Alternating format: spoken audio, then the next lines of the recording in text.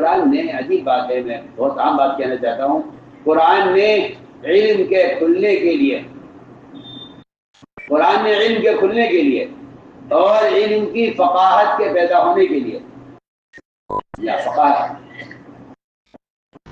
ذہانت نہیں ہے، ذہانت تو اللہ مجھے معاف فرمائے، ذہانت تو کوئی چیز نہیں ہے، فقاہت اصل ہے، فقاہت دل کا علم ہے، ذہانت دماغ کا علم ہے، فقاہت دل کا علم، فقاہت دل کا علم ہے، فقاہت دل کا علم ہے۔ اس لیے میں نے عرض کیا کہ قرآن نے علم کے کھلنے کو دو چیزیں جوڑا ہے، آج سے غور کریں گے۔ ایک تو علم کھلتا ہے علم کو لے کر پھرنے سے، جس کو اللہ مجھے معاف کرے، آج کل کے لوگ اس کو علم کو لے کر پھرنے کو تعلیم حارج سمجھتے ہیں، تعلیم حارج سمجھتے ہیں، حالانکہ جو چیز معاون ہے وہ حارج کیسے ہو سکتی ہے؟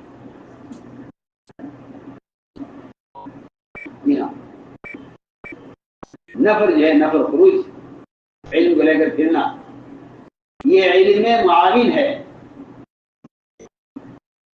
اور لام یہ تفقہ کے ساتھ لام لگا کر یہ بات بالکل واضح کر دیا قرآن نے کہ علم کے ساتھ اگر نفر ہے اور علم کو لے کر پھرنے کا معمول ہے، علم کو لے کر پھرنے کا معمول ہے اگر آپ کا، تو قرآن صاحب کہتا ہے کہ یہ پھرنا تفقہ فی الدین کے لیے ہے، لیے تفقہ فی الدین، اور اتنا ہی نہیں بلکہ آپ اگر علم کو لے کر پھریں اور عوام کے جہل کا مشاہدہ کریں تو یہ آپ کا علم کو لے کر پھرنا آپ کی تہذیب کو مؤثر بنا دے گا۔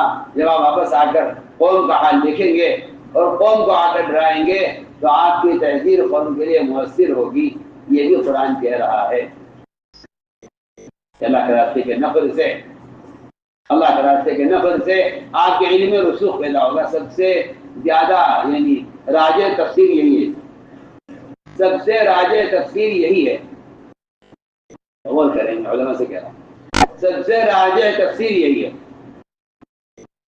کہ علم کے ساتھ اگر نفر ہے اور خروج ہے تو عوام کے جہل کے مشاہدے سے آپ کے علم میں رسوخ پیدا ہوگا۔ جس طرح ڈاکٹروں کا مریض کو دیکھنے کی وجہ سے ان کے اپنے فن میں کمال پیدا ہو جاتا ہے اور ان کو دوائیں مستحضر ہو جاتی ہیں، میں بہت آسان مثال دے رہا ہوں، اس طرح جاہلوں کے اور مرتدین کے اور علم سے بے خبر لوگوں کے درمیان علماء کے رہنے سے ان کے علم میں رسوخ بھی ہوگا اور ان کی تحریر مؤثر بھی ہو جائے گی۔ یہ قرآن کی آیت کا میں نے خلاصہ کیا ہے۔ اور دوسری بات یہ ہے کہ علم کو کھولنے کا سب سے بنیادی عمل رات کا قیام اور تہجد ہے، جس کا آج کل اللہ مجھے معاف فرمائے، آپ بھی معاف فرمائیں، طلبہ بھی یا علماء بھی، طلبہ بھی، معلمین بھی، متعلمین بھی، دونوں کا کہنا یہ ہے کہ علم کا اشتغال نوافل سے افضل ہے۔ علم کا اشتغال نوافل سے اب معاف کریں، آپ نہ سمجھ، میں اپنی بات سمجھا سکوں تو معاف کریں، مگر مجھے اللہ کی ذات سے پوری امید ہے، مجھے اللہ کی ذات سے پورا یقین ہے کہ خطا پر نہیں ہوں۔ آپ نہ سمجھیں تو ہو سکتا ہے کہ میں سمجھا نہ سکوں، لیکن حقیقت یہ ہے کہ علم کو رات کے قیام سے زیادہ کھولنے والی کوئی چیز نہیں۔ آپ سوچ لیجیے، قرآن نے کہہ دیا صاحب کہ جاننے والے نہ جاننے والوں کا جو فرق ہے وہ رات کا قیام کرنے والے۔ پڑھیے، آپ قرآن پڑھیے، آپ تو کہہ کے چھوڑ دیں نفلیں کہ بھائی علم زیادہ ضروری ہے، نوافل چھوڑ دو، نیند پوری کرو، کھیلو کودو، ہاں کھاؤ پیو، یہ تو تمہارے پڑھنے کا زمانہ ہے۔ میں تو حیران ہوں کہ پڑھنے کا زمانہ ہی تو اللہ کے قرب کا زمانہ تھا، یہ تو آپ نے کھیل کود میں گزار دیا۔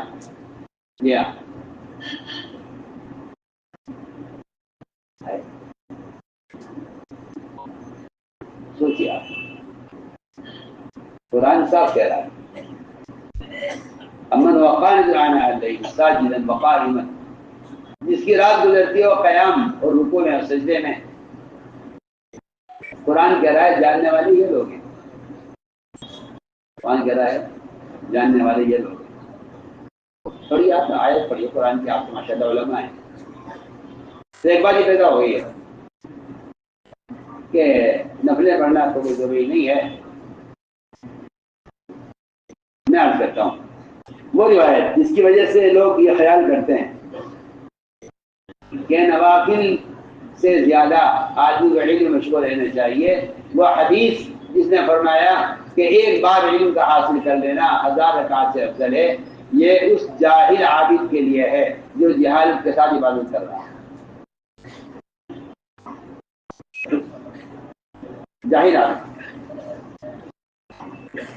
جاہل عابد ہے، عصر بعد نفلیں پڑھے گا، تو بتائیے اس عصر کے بعد نفلیں پڑھنے والے کو ثواب ملے گا گناہ ملے گا؟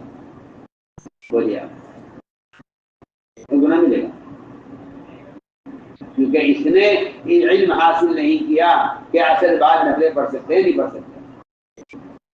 میں آسان مثال دے رہا ہوں. ایک آدمی ہے روزے کا شوق ہے، عبادت کا شوق ہے، عید کے دن روزہ رکھے، تو بتائیے آپ یہ عابد ہے مگر جاہل ہے. اس کے لیے ضروری تھا کہ بجائے نوافل پڑھنے اور عید کے دن روزہ رکھنے کے بجائے اس کو چاہیے تھا کہ یہ علم حاصل کرے. کیا آپ سے عرض کروں، لوگ ضرورت سے زائد علم حاصل کرتے ہیں اور اس کو نوافل پر مقدم سمجھتے ہیں. یہ خیال غلط، یہ خیال غلط.